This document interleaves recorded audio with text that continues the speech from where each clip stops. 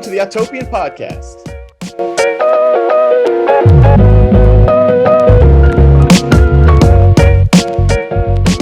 Okay, who wants to talk about some news stuff? Pull up the website, talk about some stories we've written.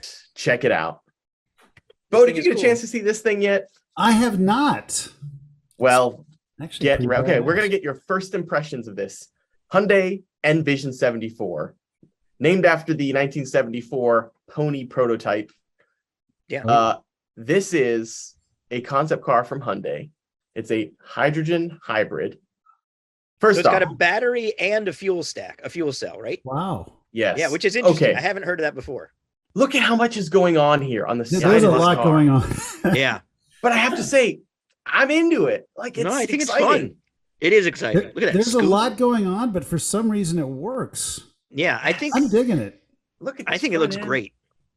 Yeah, the front end looks okay, good. okay. Beau, what does this car look like? Like, what car does this look like? I was just trying to think of that because it's like a morph of a couple, but it's well, the paint, the silver gives it a little bit of DeLorean, yeah. right? Definitely. Yeah, right. Especially and Jason, is there a tie-in with DeLorean here? There absolutely is. This should have been the DeLorean. This is an Ital design car, the Giorgio, however you pronounce Giorgio. So it was based on the show. So Hyundai, Ital Design did the original Hyundai Pony, like the first South Korean mass-produced car, and then they did a show car version of it that was a coupe based on it, and it has these same lines. This is directly based on it. And DeLorean, which is also an Ital Design car, they went to them, used this as a template. So there is a direct line of to the DeLorean from this thing, because this thing was based on a car that the DeLorean was based on. Yeah, there. Yeah, you can see the other, the original that it was styled on right here, and you can see There it is. and it's great looking. I mean, this is like prime early 70s origami style Ital design, Giorgio style design, where everything's like super crisp folds, flat panes, not too much ornamentation. It's just great looking. And I think Hyundai did a fantastic job updating it. Yeah, they did. Yeah, I'm glad people are excited about this because this feels novel and interesting, and the use of an all EV powertrain, both because normally I'm very skeptical about hydrogen because there's like that one hydrogen station in Southern California, and like Toyota's been messing with it for decades and it's never grown. But this version feels a little, I think, because you could get rid of the fuel stack and it be just a BEV and it would still work fine. Every time I think hydrogen, I think bomb. So that's probably not a good association. Yeah, no, it's not great. That's not wrong. Okay, so another bit of news is the Hyundai RN22E, which is a horrible name, but it doesn't matter. This is basically the Ioniq 6 sedan, sort of in a race form. This is very odd. This car is meant to preview the Ioniq 5N. So they decided to use an Ioniq 6 body to preview the Ioniq. It doesn't really matter. That is weird. The point the look of the 6 though. I think it looks kind of Porsche-like. I think it's a great looking car. Hyundai Kia is doing some really solid work lately. Like they go for it. They're not afraid to try things, even though market research will say to definitely not do this. They do it anyway, and I love that about them. You know, so do I. Yeah, let's bring out a Stinger. That's a great car that nobody wants to buy. Yeah, Stinger. I loved the Stinger. I did too. But yeah, you're right. I mean, I don't think they sold that many of them, but I think they're fantastic. And I love that they're not making another crossover or SUV for their thing. They're just doing clearly something that somebody there wants to do, which I have to So I have to say, take chances. And I appreciate when companies take chances. Yeah, absolutely. I think right now is the perfect time to take chances with design.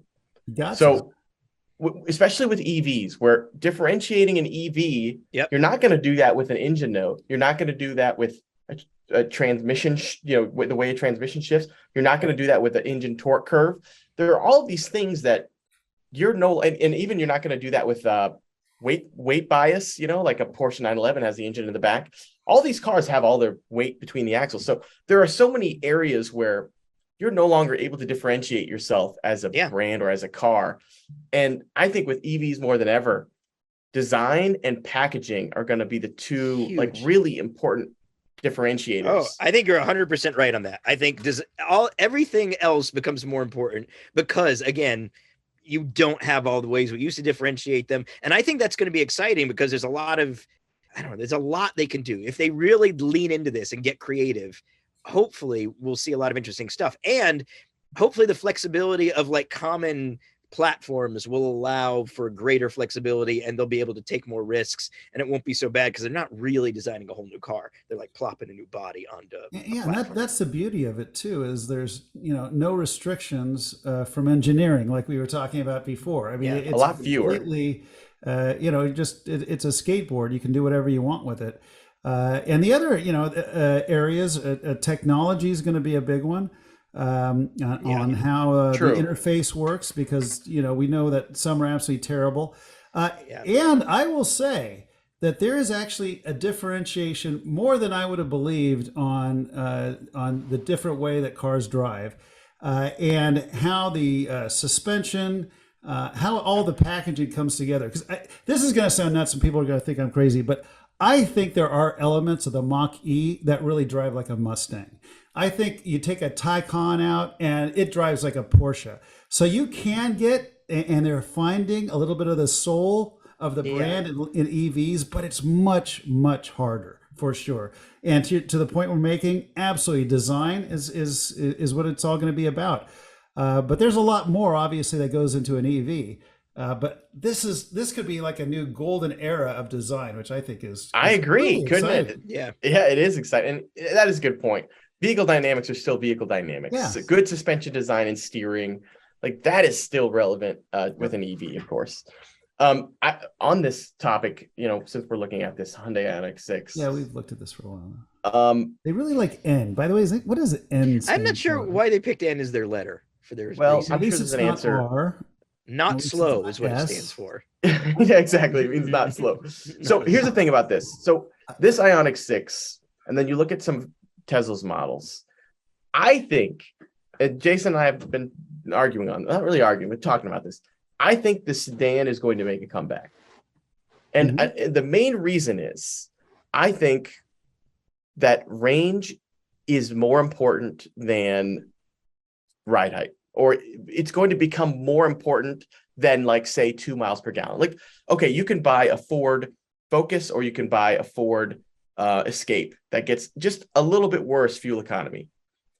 But those couple of miles per gallon, the difference in the amount of energy it takes to move an SUV versus a sedan, that's going to be like probably 50 miles of range. And people care so much about range.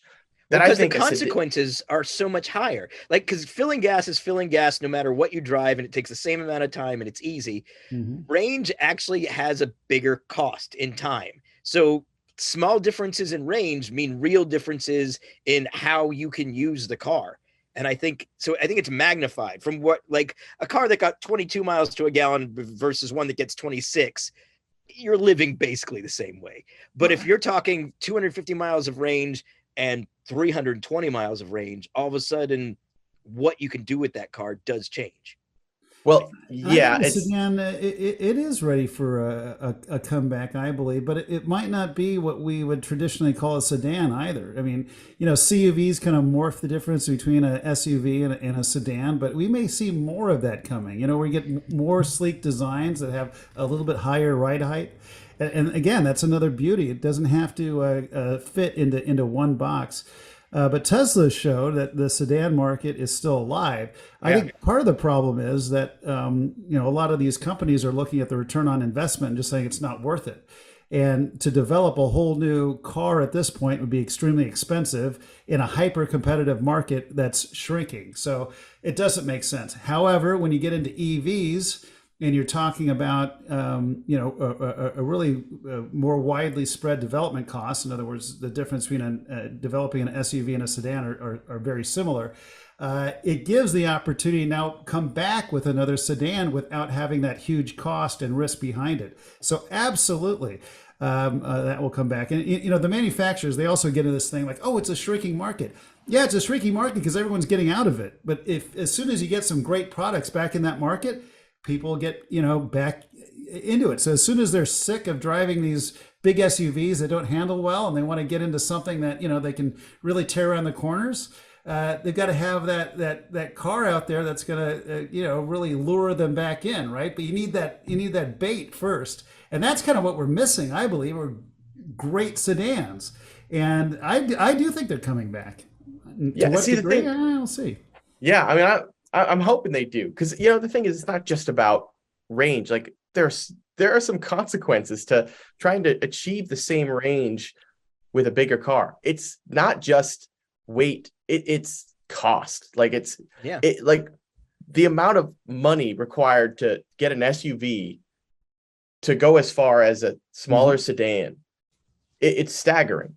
Whereas on an ICE car, it's like you just blow mold a bigger gas tank. Like it's it's like. So what's the difference between people that call it ICE and ICE? Like the point of an abbreviation is to shorten the amount of time it takes to say it. Yeah. So ICE. then ICE just sounds weird though in some way. It does. ICE just doesn't work for me. I just can't do it. How many syllables in combustion? It's like WWW. Car. Combustion car is 4 syllables. ICE is 3. Combustion and ICE have the same number of syllables. Yeah. Anyway, so I was thinking about your German efficiency and how efficient your language. Anyway, sorry to get off subject. Yeah. Anyway, okay, so let's talk about this that you have up, David, because this is interesting too. The subscription thing.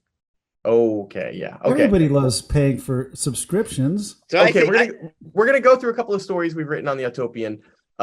We're gonna try to go through them relatively quickly. This one is about BMW's subscription for heated seats, which has been, people have been not thrilled about this. I think I know what the line is here. I think I know what pisses people off. A subscription for something like XM radio or something that involves an actual service, people are okay with. If it's hardware that's built into the car that's being disabled because of subscription, nobody wants that ever. That's why a heated seat subscription will always be bullshit, because you're carrying around the hardware to make it happen. And if it has to get remotely turned on and off, that will always piss people off. Signals from a satellite or some software thing, I think people are okay with. But if there's hardware involved and it's remotely disabled, it will never fly with people because it's terrible. It's just awful, no matter what. Now, what about like when Tesla was able to add range to everybody when they were having issues and things like that? Isn't that kind of? I think that pisses people off too. Like subscribe to have more range or something like that. I mean, how ridiculous can they take this? I mean, what bothers people about that is it's the idea, you're not adding anything. The notion that you've been driving around something that's wait, hold on. This kind of thing has been happening for and I could be wrong. We have a writer, Thomas, who would know the answer. The difference between an older BMW 320i and a 325i, I'm fairly sure, was just software. It was the same engine, the same hardware, the same everything. And this has been happening for a while. Yeah. And what do you think about that? Like, hey, these things have the same engines, but this one, the software is different. You could go to an aftermarket place and reflash your ECU and then unlock the power. So there were ways kind of around it that you could do and feel kind of cool that you did it. These are different because the security to lock you out is dynamic and different. You can't just do it once and be done. Like, even if there was a way around it, they could send a software update and disable it, and you're in a constant battle. So, the over-the-air stuff. Yeah. So, you're kind of right. It's not 100% different, but there was a path at least to making it feel okay. And it was kind of fun if you could unlock something. But this is different because they can always, then it's a constant battle. There's clearly something different about this. There's something different because there are so many people who they just can't get on board with this. No matter what, they're not on board. How did this even come to be? Who was sitting in the boardroom and said, I've got this brilliant idea. We're going to take these options, and instead of making them pay for it once, we're going to get them paid for it every single month. It's going to be great. You guys are going to look at how much revenue we're going to get. It's just never going to stop. Somebody's going to just flow in. It's going to be from fantastic. A greed standpoint. It's genius. If your goal was greed, that's a gold medal greed idea. Yeah, but no one's everyone else is terrible. I mean, I don't know. Part of me likes the idea of hey, I bought a car. And as I, get my manager role and then my next role in my company, instead of having to buy a nicer, a Mercedes now or whatever, I can just keep on improving my own car. But doesn't it piss you off that you've been hauling around all the crap to make it better and you didn't have access to it? Is that like your answer or something? That would bug me. I don't like that don't at know. all. That would I bug think me too. I think there's something that's just some gut level thing about it that feels wrong. It'd be like the idea. Plus, it sometimes doesn't carry over to the next owner if there's subscriptions. So it'd be like if you were selling like a used car and then like Ford sent guys in as before it was sold and took out your AC compressor and your heated seats and then just drove away and said, if you want it, you can come to the dealer. We'll sell them back to you. It feels like theft. Like everything about it just feels wrong. I think we're gonna. I think we're just gonna. We're not telling people to go in and steal these options, right? I mean, it's just hack your vehicle. No, this is no. just So an example. this discussion is about how in the past there was like a CarPlay thing and people tried getting around something, and the point is like, people are pretty, they can get pretty creative, and they should. It's an arms race. If I they're don't going know. to pull this We're shit, definitely- then people should figure out how to get around it. Yeah, they'll figure it out. That's the point. They'll figure it out. It's nothing we advise. We don't want anybody getting in trouble. Okay. What are people willing to pay for in a subscription? That is an interesting question. I'd be curious up to where is that line? Because Jason, I'm with you. I think it's somewhere there. If it's already there, I feel like I already paid for it. Yeah. But if it's something that, look, I understand that, satellites are very expensive to put into orbit and that there's a cost to that to beam down those satellite radio signals. And hopefully I'm not getting commercials. So that's another benefit of paying for it. I'm not having to waste my time listening to this, advertising and stuff like that. So that, again, that's a trade-off and it's a benefit. And you're also buying some time, right? Because you're not having to listen to ads. So I can see paying for that. But yeah. The heated seats thing, and I feel like there should be something where they get compensated for if you aren't paying for heated seats and you're hauling around heated seat hardware, coils, wiring, whatever, who owns that? Does the company own that hardware? And should they be paying you a little bit of rent for hauling around their crap that you don't actually use? Because it's not your hardware. If you can't use it and it's in your car, that's a good. It's probably like 3 pounds of wiring and and resistance heaters and crap like that. Why should you foot the bill for the gas to haul that crap around? You're not paying for it. I don't like it. Anyway. All right, moving on to the next thing. Beau, you mentioned what a sedan is could change. And I think this new Toyota Crown, is a good example, even though it's not a pure EV. No, I see. Right, Jason? This is a tweener.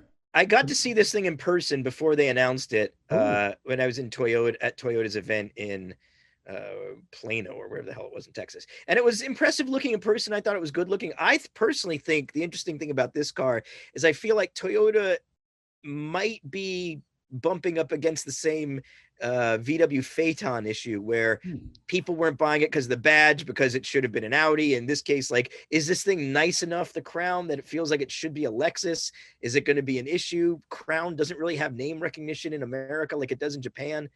But Mercedes was saying in this article, she thinks it's more, what did she think it was more like, David? Like an Avalon level as opposed to like Lexus level? But yeah, I don't know. I feel like there's a little bit of parallel there with the issue that VW hit with the Phaeton.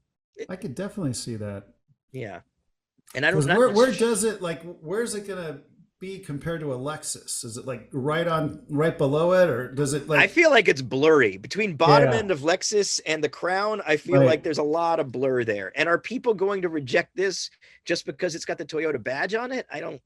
Maybe people are weird like that. And I think that's what happened with the Phaeton. Oh, for sure. Because I always thought that thing was cool. It is cool. Yeah. All right, moving on to the next thing. Let's go to the homepage. Great story by Matt Stone about the Chrysler car that sank to the bottom of the sea. Yeah, that was worth reading. Okay, let's talk about this. Let's talk about the Aston Martin Signet. Fantastic car, the Signet. Yeah, so we learned. Well, yeah, Beau has an amazing Aston Martin Signet. If you're not familiar, because Aston Martin was kind of an independent company to meet the fleet-wide mandates for like fuel economy and emissions, like where Ferrari or Alfa would have Fiat to lean on, or Audi and Bentley have VW to lean on, and the overall fleet for like the cheap, efficient, clean cars.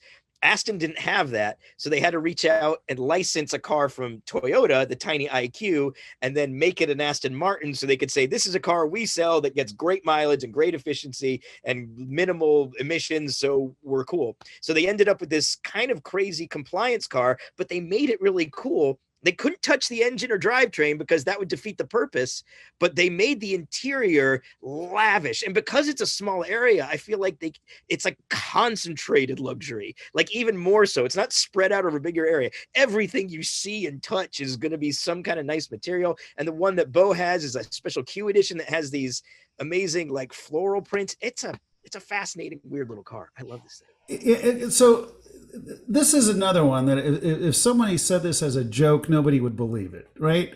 This has to be one of the worst, craziest, dumbest ideas in automotive history, to take literally the pinnacle of the automotive world, the Aston Martin, and then reach all the way down to the most fuel efficient, basic economy car, and turn that. I don't know of any other manufacturer that's done anything like this before.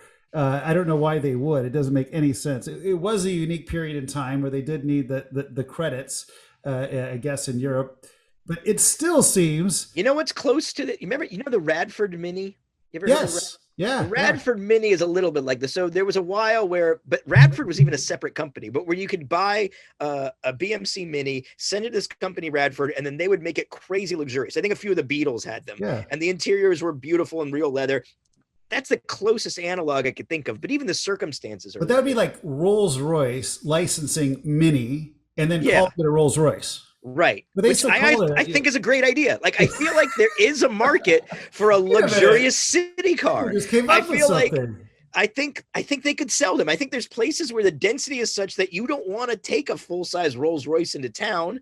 And you don't necessarily want your driver to deal with it, but you want that luxury because you just live in that world so much. You can't imagine the idea of your hand touching bare plastic. You might get a rash. So maybe there's a place for a tiny car that's incredibly lavish in the inside. And so in that context, when Aston Martin approached us on this, and this was like they actually came out, they had this big meeting, the factory comes out, they bring all the representatives, like there's 4 of them sitting at the table. Okay. But we're thinking about bringing this vehicle to market, and we want to kind of gauge, what the interest is. And they show this thing, and we're like, you've got to be kidding. Like, okay, how many of these do you think you can sell? And I have to say, that is one of the most challenging questions that I've been asked, because what do you possibly compare it against? Yeah. I forget what it was, like a $50,000, $60,000 micro car, basically. I think it was in the 50s and 60s. It was not cheap. Like, who is going to drive this? So that was, and to me, that's what really makes it wonderful. Now, obviously, it didn't make it to America. I don't know how it would have done. I mean, in Los Angeles, nobody would have bought. Maybe New York? Yeah, New York. San Francisco, maybe. Yeah, San Francisco, maybe. Do you remember when they were trying to... But here's the thing. Like, who wants to show up looking like a fortune, but also being cheap? It's like this weird, like, I want to look like I'm rich, but I'm driving something really cheap. Do you remember when they were trying to pitch it as like the equivalent of like a tender for a yacht? Yes. Like the little boat you had which is a weird analogy, because it implies, if you use that analogy, that would be, you would like be driving a big truck with this thing somehow in the back. Yeah. And then when you came to a street you couldn't park in, you'd get out of your truck, get in your little Signet, go in there, park, and then who the hell knows what happened to the truck. I always thought that analogy was charming, but... Well, now we could take Aston's SUV, a DBX, and like tow it, and then yeah, you could go places, I guess. That would be a closer analogy to the yacht tender. So, here's a kind of a fun statistic. So obviously they didn't make a ton of these things. I forget what the total production was, but when I was looking at these, the Signet of any of the mass market Aston Martin held their value better than any other Aston at the time. Really? That was the crazy thing. Like it was still selling for like, I feel like between 95 and 105% of MSRP. Just because of novelty? Gone down by, except for, some of the super exotics and things like that go up and things. Oh, they did not make a lot of them. Wow. Not a lot. For a while, I was obsessed with trying to figure out if you could retrofit a hold IQ. on. Look at this website. amsignet.com. All right. Oh, AM Signet, Aston Martin Signet. All right. Like, I wonder, there's more geeks out there. Would it be possible to convert a Toyota IQ, or is it too much change? I mean, the body panels you could change. I think you could do it, but the interior would really bankrupt you, though. It would cost well, they did these. I mean, it was more than the cost of the car were the materials and everything that went on the car. Shit, you're right. It's more than doubled the price. The closest I ever came to seeing a Signet was actually on a dating app. In the background, I remember in the background of a girl. Did I send you the picture, Jason? You sent me the picture because it was amazing. It was a girl taking a picture of herself or someone, and there's a Signet in the background. The girl clearly irrelevant in this story because there's a freaking Signet behind her. Swipe right in that Signet, though. I might have sent her a message all about the Signet. Of course, you'd be a fool to swipe left. I think I might have sent her a message all about the Signet. Never heard back. I don't know why. Anyway, that's amazing. All right, let's move on. A very specific kind of honey trap right there. It really is. Yeah. But she knows what she's doing. Let's be honest. The Signet, she does. Okay. All right. There's not a whole lot to say about. Well, there is a lot to say about this.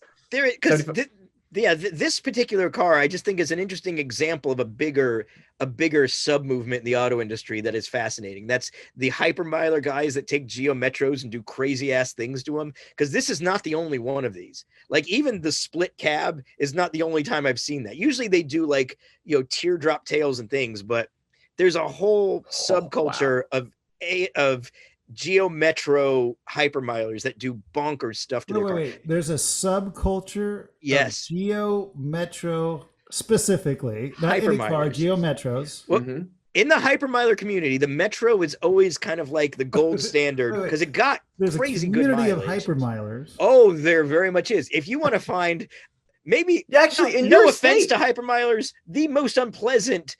As far as the driving experience goes, I've hypermiled. I can do it very well. I won that Audi contest on the 1 tank of gas. I'm very good at it. I hate it. It is the most annoying, painful style of driving you can imagine. But there are masochistic people who adore it, and their vehicle of choice, their chariot of choice is often a Metro. And then they make them, strip out everything. They reduce weight. They make them tinier. Look at this. So it was ironic. In the 1950s, we actually did a hypermiling thing for Mobile Gas. Whoa. And I forget what it was called, but we did it in an Edsel, and we actually won. Wow. Driving from Los Angeles to Texas. What kind of mileage did you get out of an Edsel? Because find out. It was like in the 20s. Normally an Edsel probably gets 12? Yeah. Maybe? Because it was in the 20s, something like that. Holy, that's the no Mobile joke. Gas run. That's what it was. Yeah. And Which is kind of ironic thinking a gas like a gas company did that. You'd think they want. Yeah, that's true. Pretty cool. As possible. Yeah. Huh. Jason, what was the hypermiling thing that you did? It was Audi. It was it was a diesel. It was pre-diesel. Oh, no way! You did a Dieselgate, basically an ad for the Dieselgate cars. I did. Yeah. Nice. Yep. Yeah. It was we went from or someplace in Arizona to San Diego. I think I drove on 1 tank of diesel, 860 some odd miles.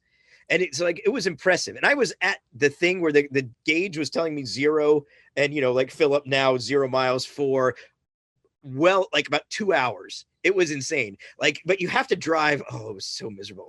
Windows up, AC off. It was hot. You have to modulate the throttle so carefully. If you want to accelerate, you had to there is no throttle in a diesel. Just oh, sorry, no throttle. When you hit the diesel pedal, what is it fuel adjusting? delivery. You should just say accelerator pedal. The accelerator. You had I had to drive without my shoes to get the level of modulation it required to make it work. It was maddening, and you had to watch the RPM dial. And a cop. Okay, so we have 10 miles left of range, and we're on a highway, and we still have this huge overpass to go on. So I'm on a highway doing like 45 miles an hour, and a cop pulls up behind us, and over his speaker, he's going, "You have to drive faster." And then he made me go up to like 60 miles an hour, which sounded like it just felt like getting stabbed in the heart. And he stayed behind me until we exited the highway. I thought that was going to kill us, but I was able to pull it off still. What? That happened? A cop did that? I've never had a cop do that.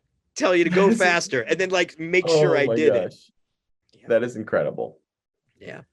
Whew, okay. All right. We're gonna talk about one quick thing before we do an outro. We're gonna talk about any recent cars that we've driven or bought that we need to talk about. I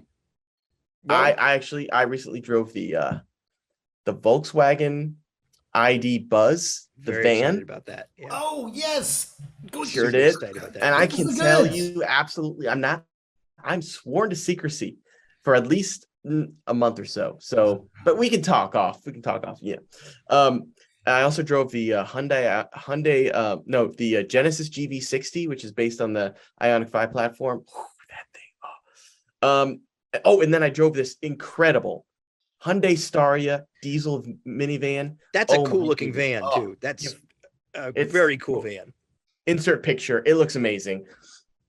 And then I also bought a Nash Metropolitan. But anyway, you guys go ahead. If there's anything that you've driven recently that you want to talk about.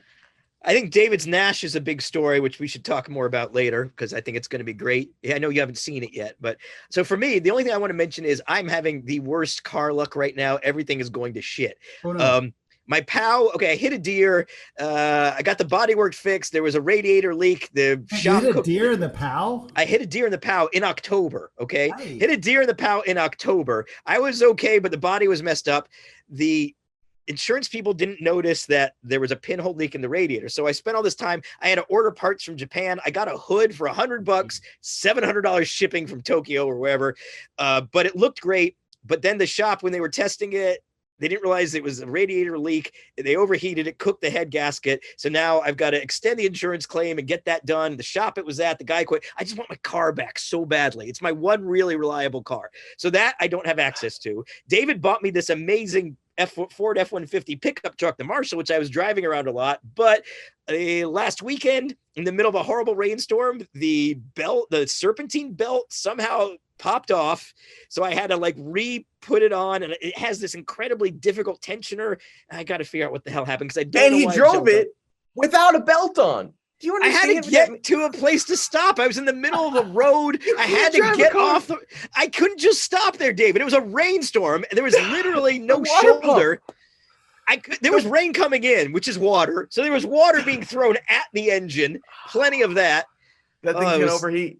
No, it's okay. It's actually, I got the belt back on to get home. So, but I had to skip the AC condenser because I couldn't get the tensioner. It's a cluster fudge. So there's that. And then, so I have my Yugo still, which is go to the reliable Yugo. I took the Yugo to a car show in town. I was parked between a Ferrari and there was a McLaren and there were all these fancy cars, and my Yugo, like a turd in a swimming pool, was there. And it was so good. And then people were as I was leaving, they were like, do a burnout. So I'm okay, all full of, I'm all high on Yugo power, and I stomp it and pop the clutch. I do a little burnout, and I broke the accelerator cable when that happened.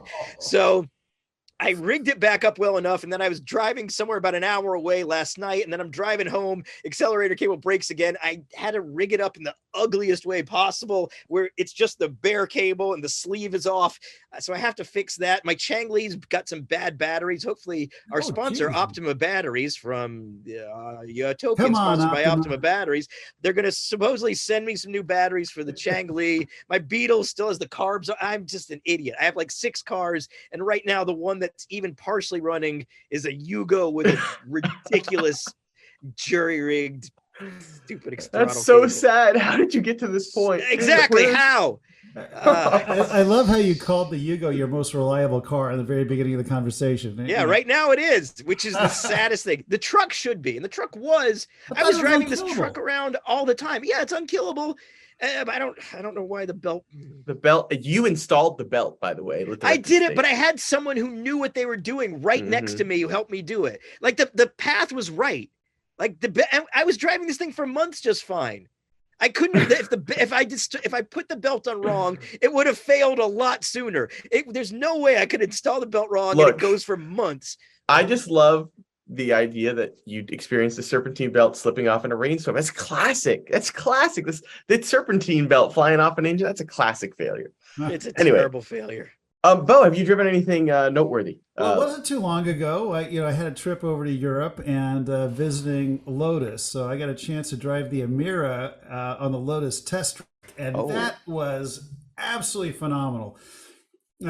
First of all, just visiting Lotus in Heathrow, I'd never been there before, and kind of fascinating because they're going from basically building cars the same way for the past 70 years or something like that, and now they're actually getting modernized, which is kind of crazy, and becoming a real grown-up car company, which is exciting.